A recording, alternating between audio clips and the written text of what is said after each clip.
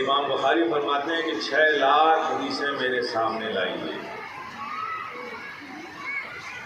6 لاکھ حدیثوں میں 1 لاکھ حدیث سند و متن کے لحاظ سے میرے نزدیک بالکل صحیح و درست ہے،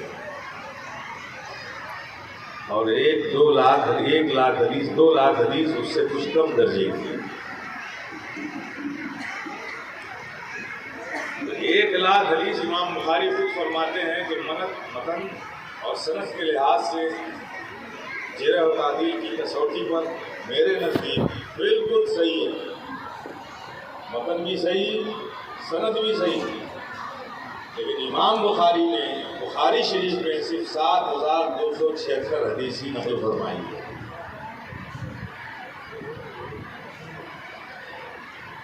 اب یہ کہہ دینا کہ بخاری میں جو حدیث نہیں ہے تو بس ہم اسے نہیں مانیں گے.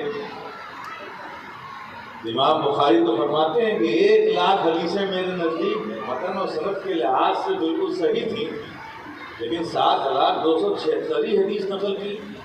تو باقی وہ جو صحیح تھی وہ کہاں ہے؟ وہ تو کہہ رہے ہیں کہ دوسری احادیث کی کتابوں میں وہ ساری حدیثیں موجود ہیں. امام بخاری نے اس بخاری شریف میں زیادہ تر حدیثوں کو جمع کیا، جو احکام، فرائض، واجبات، مناقب کی جو حدیثیں، عقائد کی حدیثیں، وہ سب جمع کیا تاکہ اس امت محمدیہ کو ہمیشہ فائدہ پہنچے، وہ عقیدے اس کے اچھے رہیں، احکام و فرائض واجبات کے مسائل میں اس کو دقت نہ ہو. اور اللہ نے حضرت امام بخاری کو قوت حافظہ بھی بہت زبردست ہے. حاشم ابن اسماعیل ایک شخص ہے جو حضرت امام بخاری کے بچپن کے ساتھی ہیں. یہ اور حاشم ابن اسماعیل، حضرت امام بخاری اور حضرت حاشم ابن اسماعیل مشائخین بصرہ کے پاس جاتے تھے اور ان سے حدیثیں سنتے تھے اور نوٹ بک میں نوٹ کرتے تھے. لیکن امام بخاری نہ قلم لے کر جاتے تھے، نہ کوئی ڈائری لے کر جاتے تھے، صرف سنتے تھے، سن کر چلے جاتے تھے. 10 دن گزر گئے، صرف جاتے تھے، سن کے چلے جاتے تھے. حاشم ابن اسماعیل حدیثوں کو نوٹ کرتے تھے. 11ویں دن حاشم ابن اسماعیل نے امام الدنیا امام بخاری سے فرمایا کہ آپ جاتے ہیں، نہ آپ کچھ نوٹ کرتے ہیں، نہ کچھ لکھتے ہیں، جاتے ہیں یوں ہی چلے آتے ہیں، بلا وجہ وقت پر بات کر رہے ہیں. تو امام بخاری نے فرمایا کہ تمہیں ایسا لگتا ہے تو ٹھیک ہے، اپنی نوٹ بک کھولو. 10 دن میں حاشم ابن اسماعیل نے مشائخین بصرہ سے 16,000 حدیثیں نوٹ کی تھیں. فرمایا کہ تم اپنی نوٹ بک کھولو. حاشم ابن اسماعیل نے اپنی نوٹ بک کھولی. حضرت امام بخاری نے پہلی حدیث سے لے کے 16,000 حدیثیں حضرت حاشم ابن اسماعیل کو سنا دی. حاشم ابن اسماعیل فرماتے ہیں کہ ہمیں ایسا لگتا تھا جیسے میں نے یہ ساری حدیثیں امام بخاری سے ہی سنی. یہ اللہ نے حضرت امام بخاری کو اسی کام کے لیے منتخب فرما لیا تھا. یہ بڑی اہم کتاب ہے بخاری شریف. آپ طالبات نے پڑھا، اب آپ کی ذمہ داریاں زیادہ بڑھ جاتی ہیں، کیونکہ پڑھ کر صرف پڑھ لینا یہ ذمہ داری نہیں ہے. یوں تو کہہ دیا جاتا ہے کہ آپ فاضلہ ہو گئی، آپ عالمہ ہو گئی. میں سمجھتا ہوں کہ یہ بات درست نہیں ہے.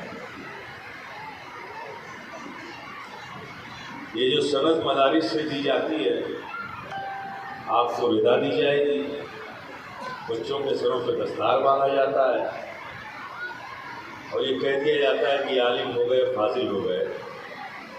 میری سمجھ سے یہ کہنا غلط ہے، چونکہ کہیں بھی یہ نہیں لکھا ہے کہ جس کے سر پہ دستار باندھ دی جائے وہ عالم ہے. جس کے سر پہ دستار باندھ دیا جائے وہ فاضل ہے۔ علماء کی جو پہچان بتائی گئی، عالم جسے کہا گیا ہے، رب نے جسے کہا ہے، نبی نے جسے کہا ہے، وہاں دستار کا لفظ نہیں ہے۔ قرآن میں انما یخشی اللہ من عبادہ العلماء، جو رب سے سب سے زیادہ ڈرے وہی عالم ہے۔ اور نبی نے کیا فرمایا؟ میری امت کے علماء بنی اسرائیل کے نبیوں کی طرح۔ دستار کا لفظ صحیح نہیں، دستار باندھ کے عالمہ فاضلہ کہہ دینا یہ غلط ہے۔ آپ عالمہ فاضلہ ہوئی نہیں ہیں، آپ نے اس مدرسے کے نصاب کی تکمیل کی ہے۔ یہ دستار تکمیل نصاب کی ہے۔ عالمہ فاضلہ تو بننا ہے۔ جو کچھ پڑھا وہ پڑھنے کے بعد جیسے جیسے آپ اسے اپنی زندگی میں لاتی جائیں گی آپ عالمہ بنتی جائیں گی، فاضلہ۔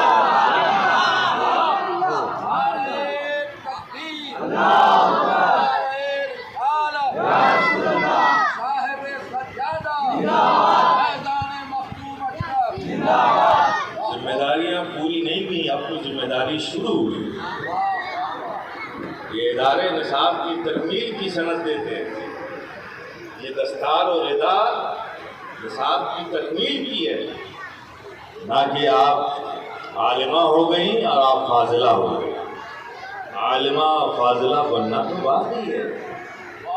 جو کچھ پڑھا اس کے مطابق اپنی زندگی کو ڈھالنا یہ آگے آپ کی ذمہ داری ہے، تاکہ آپ قرآن کی روشنی میں اور نبی کے فرمان کی روشنی میں عالمہ اور فاضلہ بن جائیں۔ جو کچھ پڑھا ہے اس کی خشیت اپنے سینوں میں پیدا کریں، جو کچھ پڑھا ہے اس سے اپنے عمل کی اصلاح کریں۔